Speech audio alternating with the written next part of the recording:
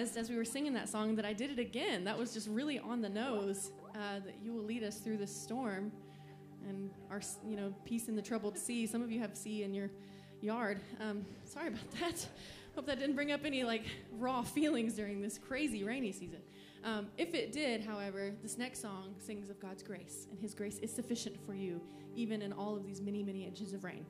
Let me say a little word of prayer for us as we go on. Almighty Father, we thank you so much that you are good and that you're faithful, and that the things that we sing about you each week are not just nice or lovely or uplifting, but that they are true, that they sing of your attributes, of your faithfulness, of the fact that you carry us through our storms, that you're with us in them.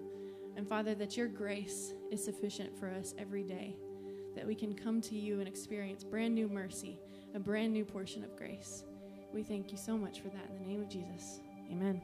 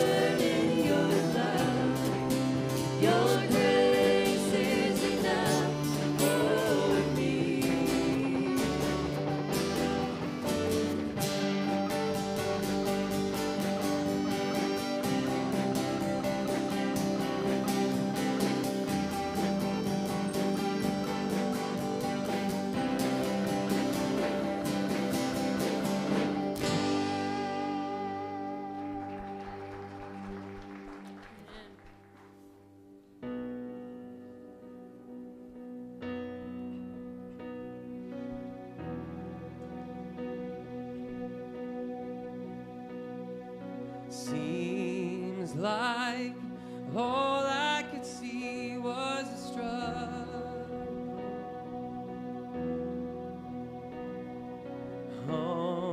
haunted by ghosts and lived in my past, bound up in shackles of all my failures,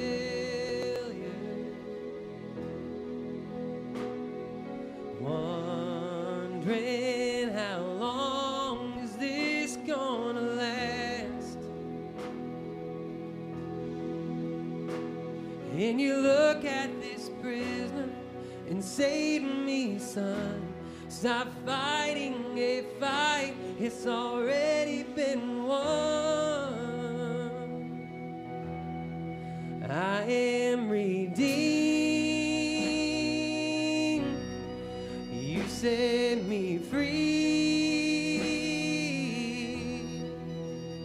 So I'll shake off these heavy chains and wipe away every stain, 'cause I'm not who I used to be. I am redeemed. I'm redeemed. All my life I have been called unworthy,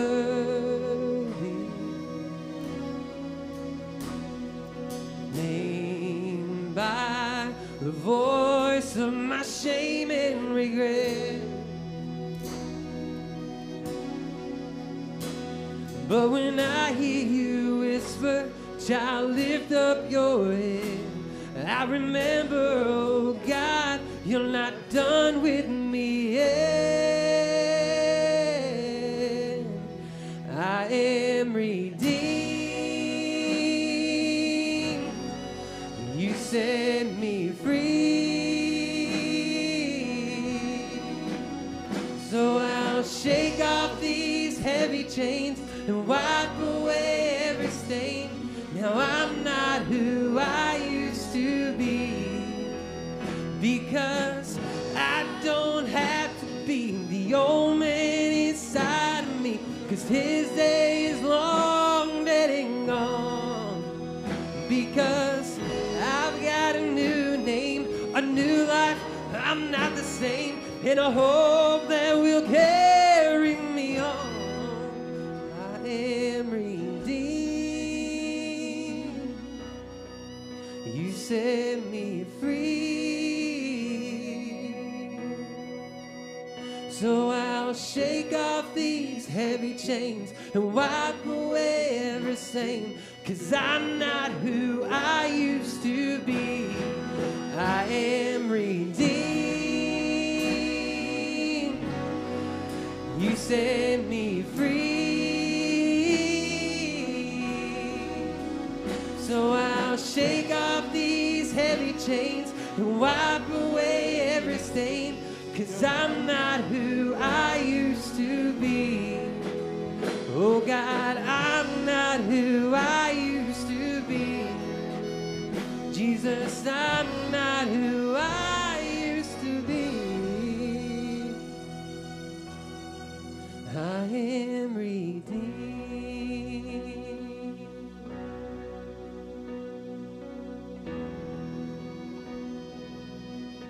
Thank God I'm redeemed.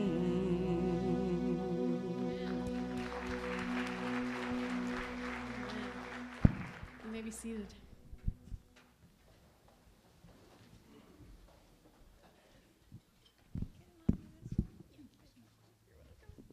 Good morning, everybody. Hope you're doing well. We are so glad that you're here. On behalf of the folks here at Jefferson City Christian Church, I want to make sure that you feel welcome this morning and that you have a sense of what's going on around you. So I want to give you just a few heads up kinds of things to make this maybe a little more meaningful for you this hour. First and foremost, if you are here and you aren't accustomed to it, know that we are a group that values communion each week. We share that together. And so at some point, toward the end of the service, they're going to pass around a couple of trays. And if you think of yourself as a believer, we invite you to please join us in that celebration of Jesus' death and resurrection. When it's passed by, take some bread, take some juice, meditate for as long as you'd like to, and then when you're ready, just go ahead and join in and be part of that with us. A few other things that might not be what you're used to seeing. There are cards in front of you that are what we call prayer cards.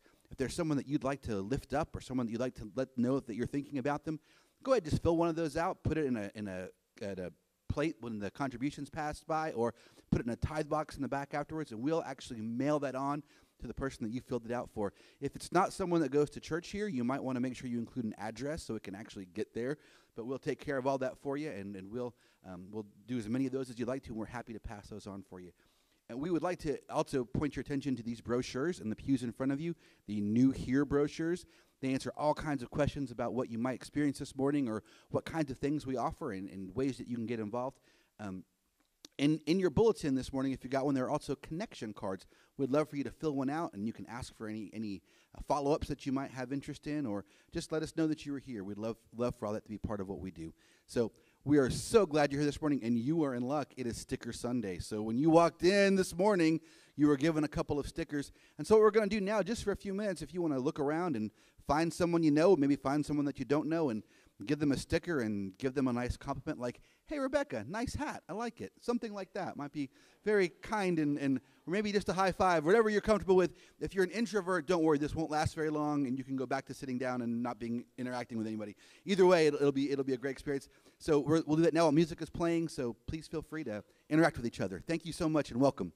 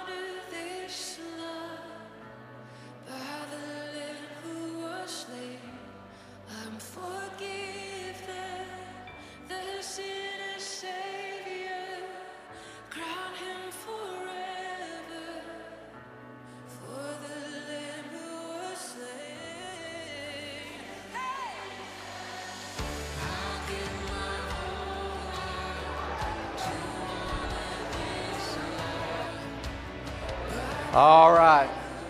All right, people. Wow. Thank you. Sorry, I know it's disappointing. We always think we dread it, and then we get into it. Man, we love just talking.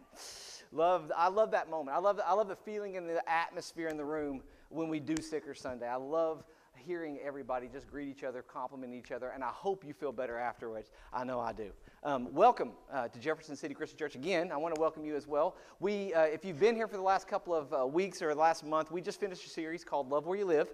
John and I were we were sharing the stage and sharing the messages. I hope you guys enjoyed that. But we wanted to let you know this was a campaign that we wanted to start this year. We want this to end in leadership teams that are doing events throughout the year. And just to remind you one more time before I move on, there is a sign-up sheet. If you feel led to join a leadership team or be a part of any of those teams, please sign up in the lobby of the church, because we are real excited about the Love Where You Live campaign that we're starting here this year and what we want really the Jefferson City Christian Church to be about. But today we are starting a brand new series this month called Faith Works, and we're going to go through, like John has said before, like I've said before, sometimes we do life series like Love Where You Live. This is what's called a book series or a Bible series, where we're going to go and we're just going to dive into the book of James, and we're going to look at this book and what it has to teach us about this book. But before I get into the book of James, I want to kind of tell you the heart behind this series. If you've ever attended JC3 Basics, that's the introduction or the welcome classes that we offer here at our church. We talk about in one of those classes some values that we have here at the church, some things that we want to accomplish by our mission of loving people, all kinds of people, and leading them into a committed relationship with Jesus Christ and His church. We talk about that, but we talk about some values that we have. This is one of the values we talk about. Growing people change. Growing people change. And the heart behind this statement is that we believe, as people of faith, if you join a faith, if you join the church, if you join Jesus in this following Jesus thing, if you have faith, you need to grow that faith. Jesus loves us for who we are, but he doesn't want us to stay that way. We feel the same way. If you attend here, we want you to change. We want you to grow in your faith. Ever so often, I have conversations with my kids. It's usually during a time of discipline. I have to say that. It's usually during a time of discipline. I'll sit down with them and we'll argue about maybe they're wanting to do something, we won't let them do it, or maybe we've found something and we have these conversations, or maybe they say, I just want you to trust me more. I want you to give me more freedom. We're going to have more of these conversations. You've had these conversations if you had teenagers, older teenagers that are driving, that want to stay out late. Just trust me more. And then we get in these conversations and they don't get what they want always, but here's what I always want to tell them at the end of this conversation, because they're a little upset about why I'm not letting them do what they want to do. And I always say, listen, the reason we're here is because we're disciplining you for something you've done wrong. And let's just be totally clear here. We all want the same thing. We want you to grow up. Parents, am I right? I mean, do we not want the same thing? I mean, let's just be honest. It would be great if I could send you out the door and you come back on time. I just want to say, hey, see you at 10.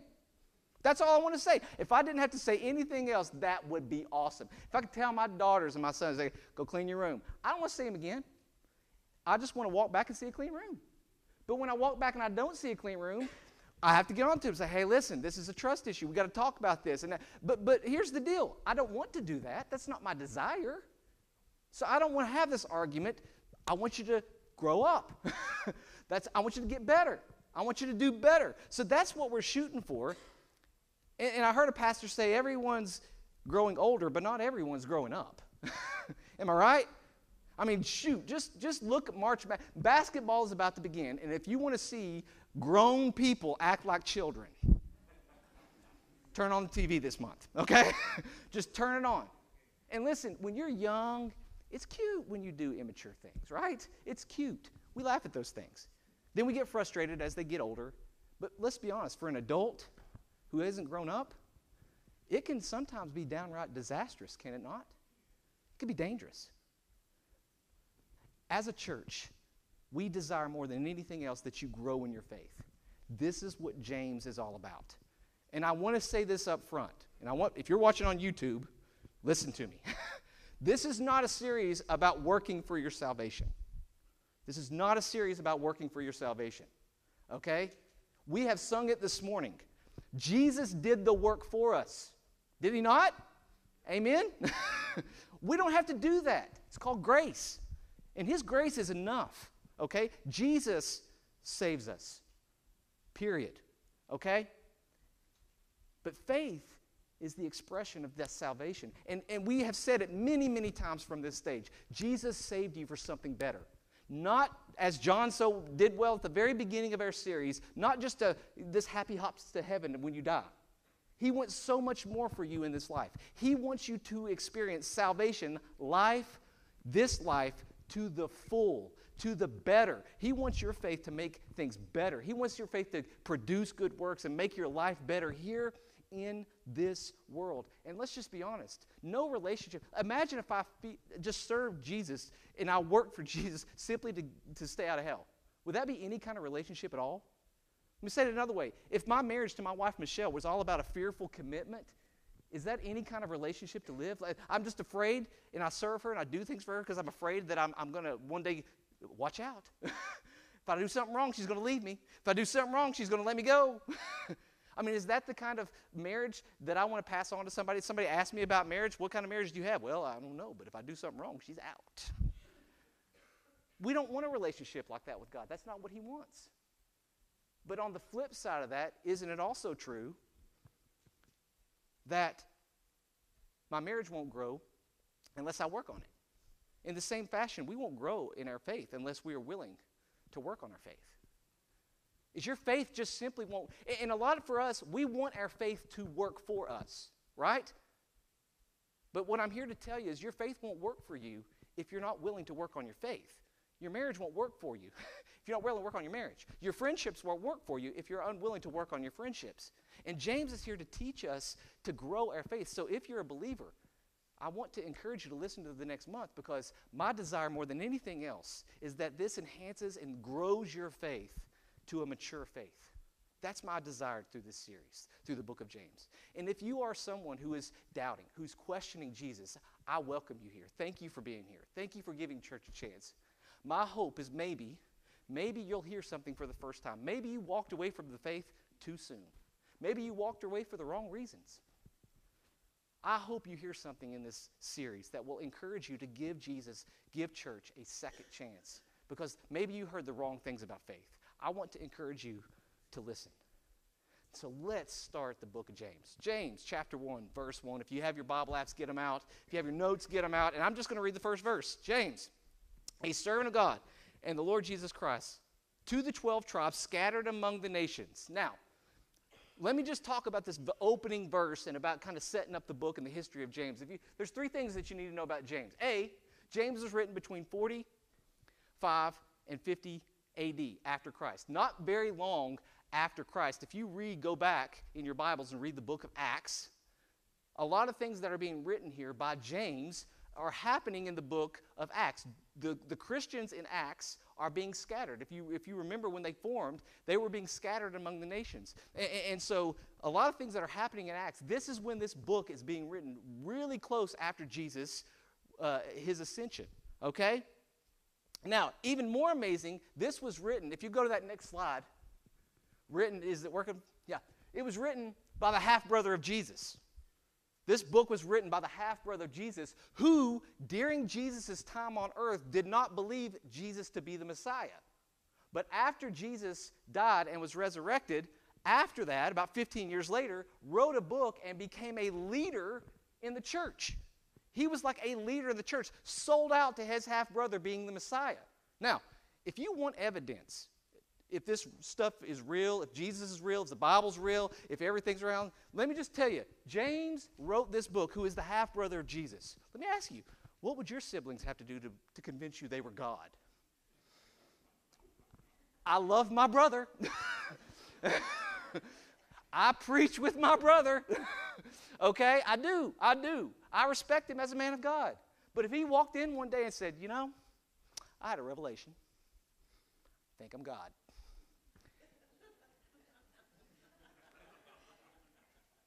He would have to convince me. Okay? If you want to believe, somehow, something happened in the life of James to convince him that Jesus is the Son of God. That's who wrote this book. That's who's talking to you during this book. And he's talking to the scattered tribes throughout the nation. Today we're going to look at a couple of ways that James gives us, or actually the first way that James helps us out with growing in our faith. And he actually starts out in a pretty unusual way. He starts out like this: consider it pure joy, my brothers and sisters, whenever you face trials of many kinds. Whenever you face trials of many kinds. Let's stop here. What James is basically telling us is that if you follow Jesus, get ready. Storms are coming, right? We said this last week. The Bible, James, the followers of Jesus, did not have a vision of following Jesus where hard times and trials were not there. We never should assume that because we follow Jesus, because we are doing the right things, because we're Christians, that hard times will not fall upon us. And I know this for some of you is old news. Those of you who are mature, right? Those of us who have been around the block a couple of times. But James is trying to prepare them for what's about to happen. They are about to go through many trials. And so James is really preparing his readers for a tough time. And he's also preparing them for living life with people who disagree with them, who don't believe in the same things they believe in, to live in a world where hard times are coming. And he starts off by saying, listen, you're going to go through trials. Whenever you face trials of any kind, you need to, and he's challenging them. The command is to experience this joy. This joy. How do you do that? How do you do that when you're experiencing trials, pain, and suffering, right? And so this is a good thing that James is doing for his readers because I want to know what's coming, right? We all want to know what's coming. We want to be ready. If we're going to have a fight, I want to be ready, literally and figuratively. I want to know what's coming.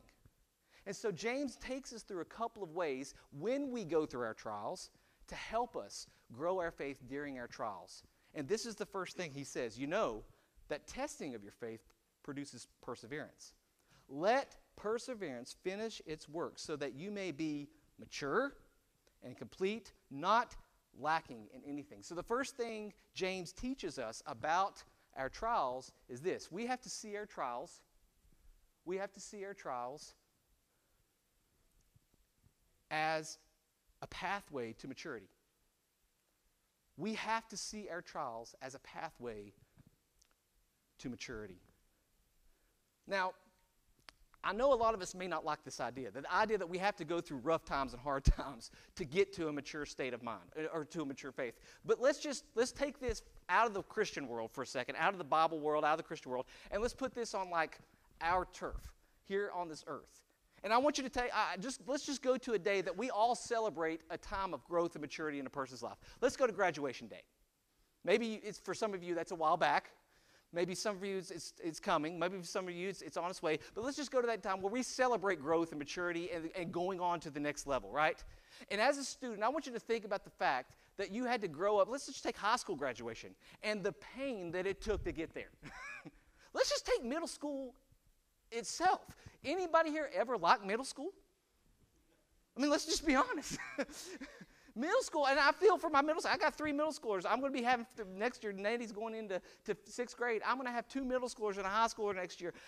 Let me tell you, middle school's a rough time. I'm watching it, man. Socially, it's awkward. Physically, it's awkward. It's just awkward. It's weird, and it's hard, right? That's just the emotional, friendship, relational side of things getting through school. Then you add on late nights as you grow older, tests, A's, B's, F's, failures, successes, breakups, right? Dating and breakups and all of the things that you have to go through. And again, I'll go back to testing and more testing and testing and testing and just to see if you measure up, right? And worrying about college, right? You go through all of that. But that day is so much more joyful, you know what? And you've learned a little something in the process. Don't you go to that first job interview knowing that you can do it because you've been through that? If you've gotten your master's or your doctorate, you say, you know, I've done this. It wasn't fun at the time, but I've learned. Now, that's the kid's perspective. Think about the parent's perspective. I mean, I'm not even talking about bringing them into the world because I'm not qualified, okay? I'm not going to talk about that pain because I don't know that pain. But let's talk about the late nights and the feedings and growing up and the crying in the car, right? Let's talk about the fact that we had to get them through their first breakup, right? Their first love loss, their first test. Let's think about when they forgot to do the test, they bring it home, or the project, and they bring it home, and now you're sitting up till 10, 11, sorry, Mom. It's 10, 11, 12 o'clock in the morning, right? Doing your project with them, and you're dragging them along, and they're crying, and you're going, well, you shouldn't have forgotten it. But then you watch them walk across the stage, and you think, we did it. And would you trade that, those life lessons, hopefully that you get to pass on down to somebody else? Would you trade that? No. We grow during trials. And a lot of times we don't realize this. I've been reading a book called Love Does by a guy named Bob Goff. And every chapter in this book, he starts out with a life lesson that he has learned. And during this one chapter I loved it. It's called Jeepology.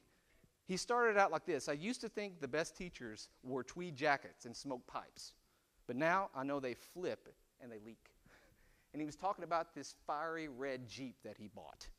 He called it a gear and metal manifesto of testosterone. All guy. He loved this Jeep. Just absolutely loved this Jeep. And he drove it every day, everywhere. And one day, he was hit in his Jeep by a lady named Lynn. Hit him so hard, he wasn't wearing a seatbelt, threw him from the Jeep onto the concrete. Jeep rolls over. said he composes himself, and he gets up, and he checks for broken bones, walks over to Lynn and checks on her. She's on a pole. Luckily, she's not been injured. She's wearing her seatbelt, but she's crying already in shock, but also the fact that she's an older lady, and she's fearful that they're going to take away her license. Everything's going to go wrong. And he could see that she's very distressed. And he said, Lynn, I just want you to know that was the coolest thing that I've ever done. But he said, a couple of weeks later, I get a phone call. And it's silence. And it's Lynn. And the first words were, I'm so sorry. I'm so sorry. I can't believe I did that. I'm so sorry. I hope you're okay. And he said, Lynn, I'm doing all fine. I'm doing good.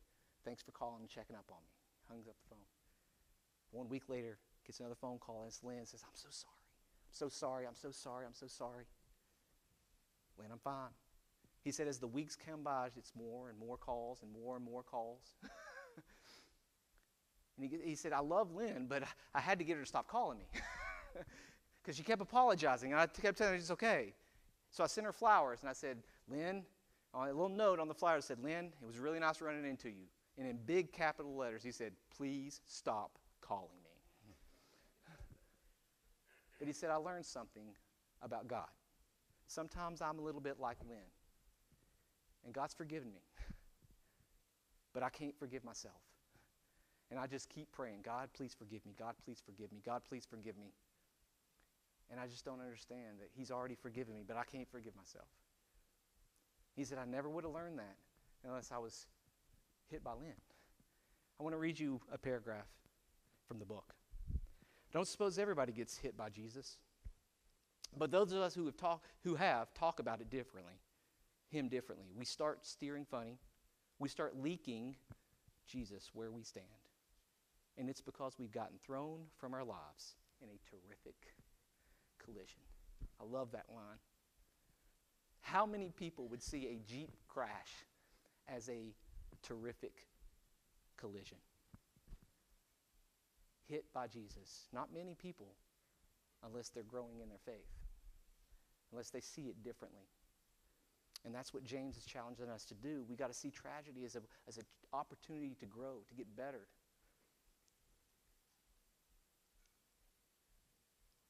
Second thing that James writes about is this. We've got to seek God.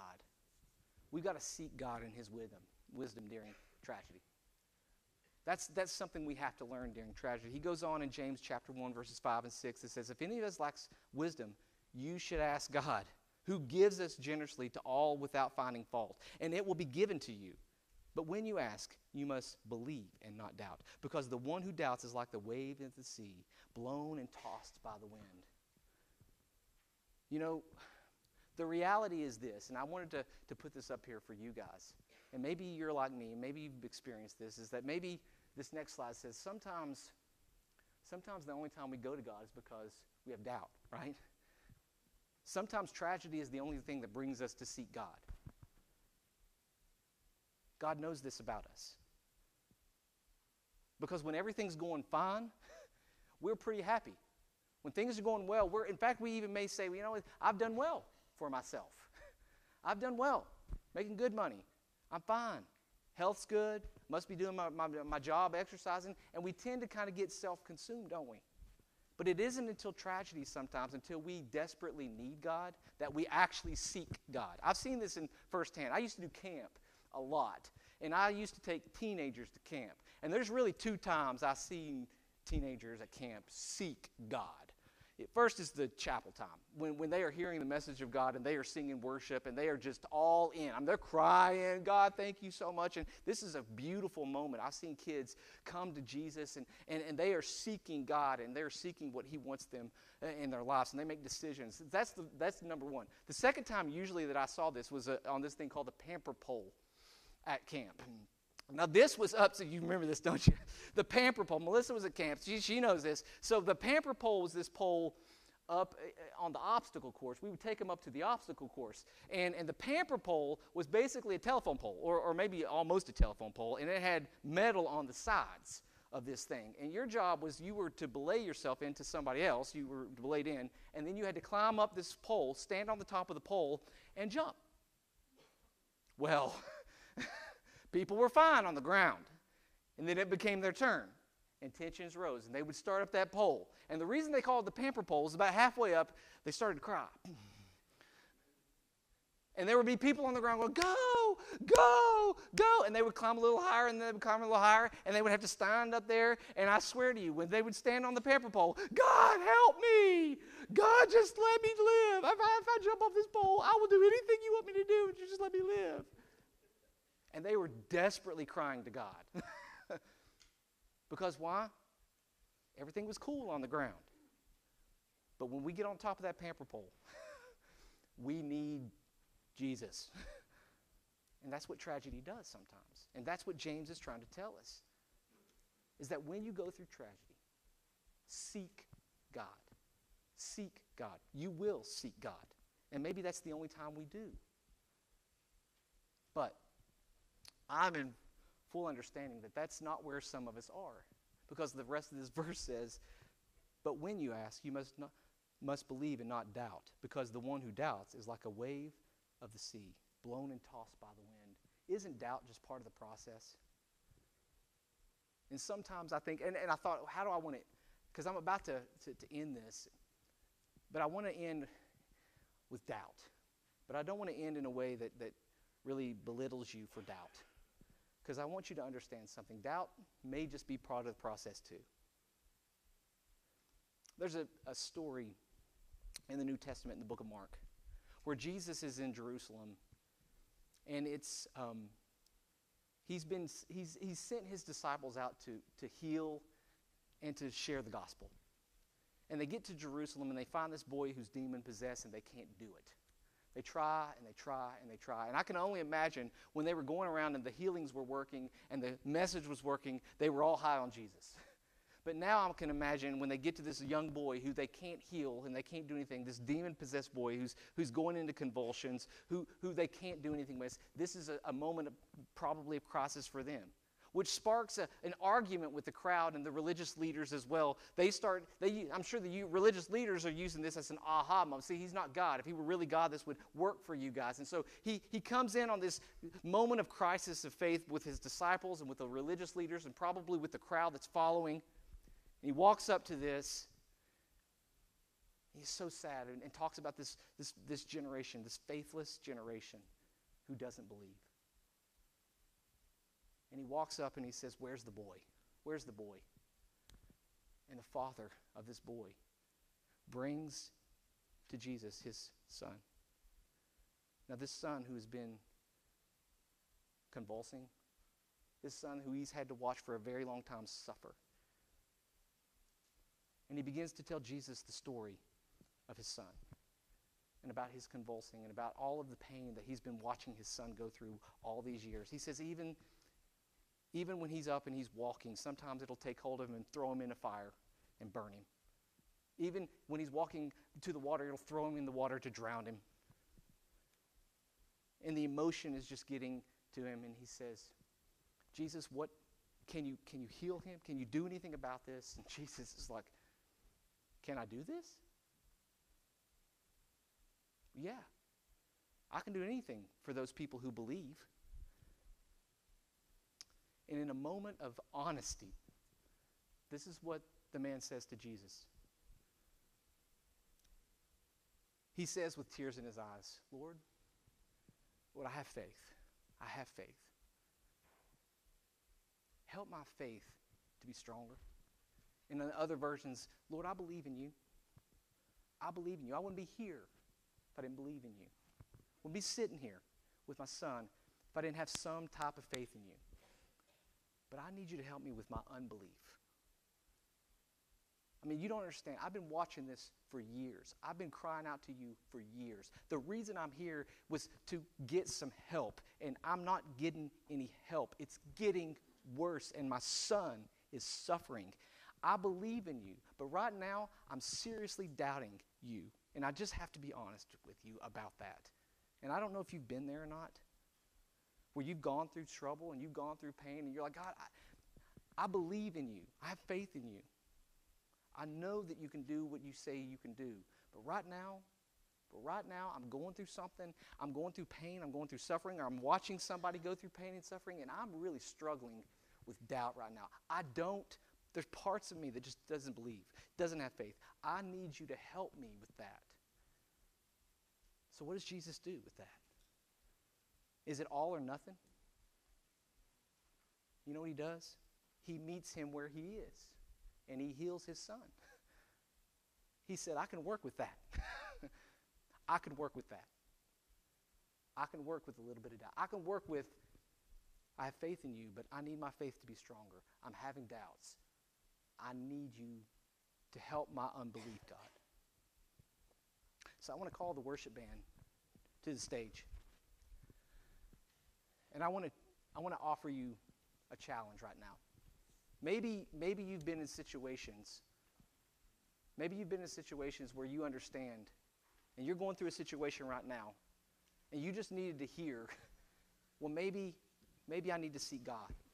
Maybe I need to use this as an opportunity to get my faith closer to God, to challenge myself to go further with God. And maybe that's where you're at this morning. But maybe you're not.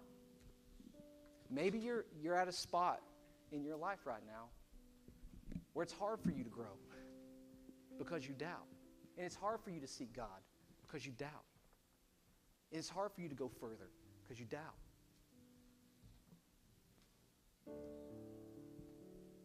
Well, I want you to pray this prayer, not just today, but this week if you're having struggles. God, I believe in you. But right now I need you to make my faith stronger. I need you to help me through this trial. I need you to get me through this because I'm suffering and I'm hurting. I'm watching suffering and it's hurting. I need you, God. So during this moment while the band is playing, I just want you to pray this prayer. And if God leads you to come forward and maybe accept him for the first time and say, I just need you to, I'm not that point. I've never accepted you. Something's kept me from it. Some doubts are there, but I'm ready to take that next step. Or maybe you're just going through a tough time and you need someone to pray for you, to make your faith stronger, to get you wiser, older in your faith, to get you to seek God. I want to invite you during this moment of silence.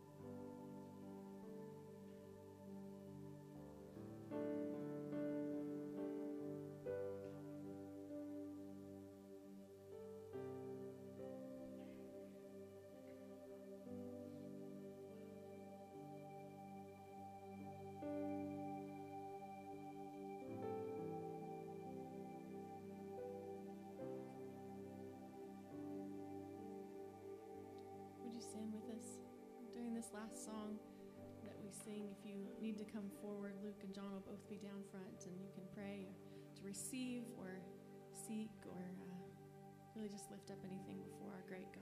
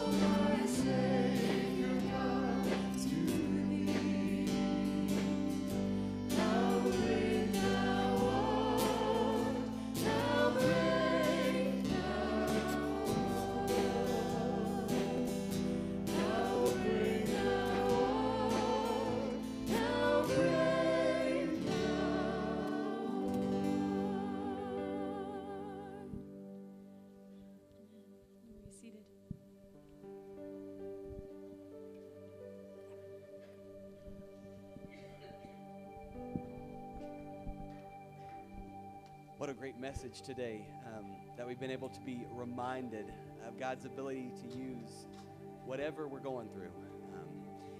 we're not immune from needing to hear this message. We go through those times in life, even as your pastors and your staff people, where we have to just kind of curl up in a little ball and pray, God, or stand on the pamper pole, right? I need you. And I know that one thing that has helped me that I will simply offer to you as we get ready to take communion and we remember what Jesus did, is that when I'm going through something like this, and I'm asking questions of God, I remember God knows what it's like to lose a child. And I can't even imagine. I can't even imagine. And so if that is true, this thing that we're getting ready to remember, then whatever trial you face, it does not mean God is aloof. It does not mean God does not understand. What it means is that He is with you, and He is willing to go to the farthest extent possible to let you know how much He loves you, how much He knows about this life, and that He can do things with even our pain that we could not imagine. That's one of the many messages of this table that represents a death that through a crazy turn of events we call a celebration. It's because of our amazing God, His amazing love for us. And so I just ask that you remember that and you celebrate that as you take this meal today. I invite our servers forward.